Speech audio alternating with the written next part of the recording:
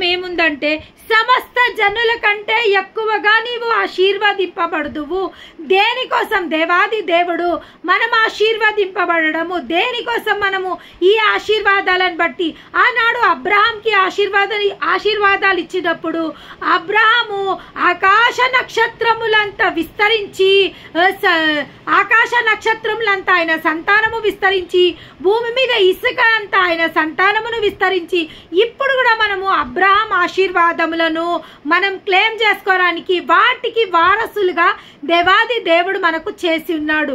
అదే విధంగా ఇక్కడ మరొక మారు దేవాది దేవుడు సమస్త జనుల కంటే ఎక్కువగా నువ్వు ఆశీర్వదింపబడుతువు. దేనికి మనము ఆశీర్వదింపబడతాము, దేని గురించి ఈరోజు దేవుడు మనను ఆశీర్వదిస్తాని సెలవివ్వడం జరుగుతుందో దాని గురించి కొన్ని నిమిషాలు ధ్యానించుకుందాం.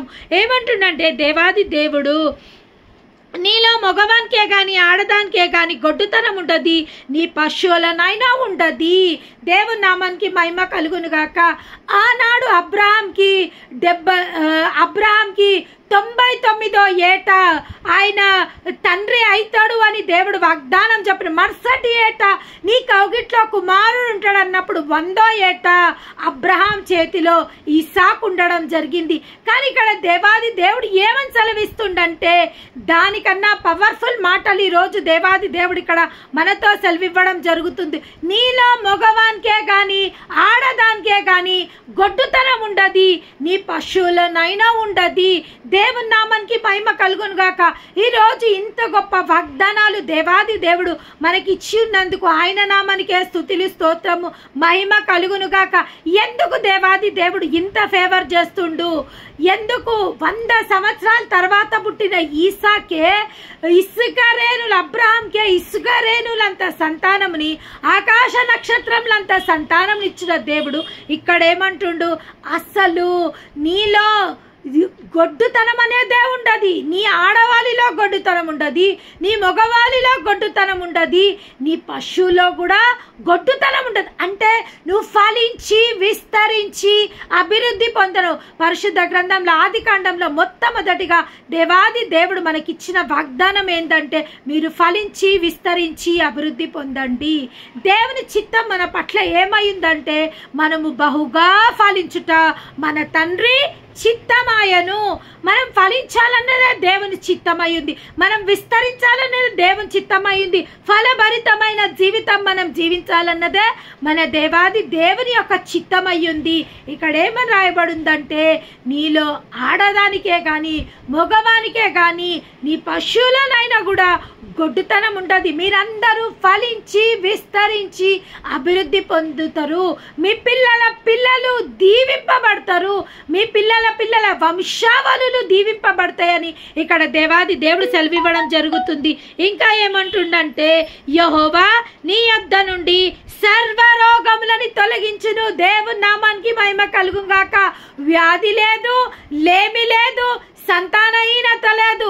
అంటే పర్ఫెక్ట్ బ్లెస్సింగ్స్ ఒక మనిషిని దేవుడు దీవించినప్పుడు ఆ దీవెనలు ఏ విధంగా పరిపూర్ణమైన దీవెనల గురించి దేవాది దేవుడు ఈరోజు మాట్లాడడం జరుగుతుంది. పరిపూర్ణమైన దీవెనలు దేవుడు మనకి ఇవ్వాలని నిశ్చయించి ఈ దీవెనల గురించి ఈరోజు మాట్లాడడం జరుగుతుంది. ఎవరైతే ఈ వాక్యాన్ని వింటుండో వారందరితో దేవాది దేవుడు ఈరోజు you are going to be multiply in every area of your life. ప్రతి ఒక్క విషయంలో నువ్వు ఫలించి విస్తరించి అభివృద్ధి పొందబోతున్నావు. నీ గర్భఫలము విస్తరించబోతుంది, అదే విధంగా నీ పశువులు విస్తరించబోతున్నాయి, అదే విధంగా నీ నుంచి సర్వ రోగాలు తొలగిపోతున్నాయి. అంటే నీకు వ్యాధి లేదు, లేమి లేదు, దరిద్రత లేదు, సంతానహీనత లేదు. పర్ఫెక్షన్ బ్లెస్సింగ్స్ ఈరోజు దేవాది దేవుడు సంపూర్ణమైన దీవెనల గురించి మనతో మాట్లాడడం జరుగుతుంది. ఇంకా ఆయన ఏమంటుండంటే యెహోవా నీ యొద్ద నుండి సర్వ రోగములను తొలగించి నీవు ఎరిగి ఉన్న ఐగుప్తులోని కఠినమైన క్షయ వ్యాధులన్నిటినీ నీకు దూరపరిచి ఏమంటుండంటే కఠినమైన క్షయ వ్యాధులు ఐగుప్తులో ఎన్ని రకాల తెగుళ్ళని మనం చూసినాం. చాలా రకాల తెగుళ్ళని అక్కడ రావడం జరిగింది. దేవాది దేవుడు ఆ యొక్క ఐగుప్తుల పైన అనేక రకమైన తెగుళ్ళు రావడం జరిగింది. మిడతలు రావడం జరిగింది. అక్కడ రకరకాల కప్పలు రావడం జరిగింది. మిడతలు రావడం జరిగింది. ధూళి రావడం జరిగింది. ఏమంటారంటే ధూళి ధూళి ధూళి మొత్తం ఎగిరి ధూళి రావడం జరిగింది. అనేక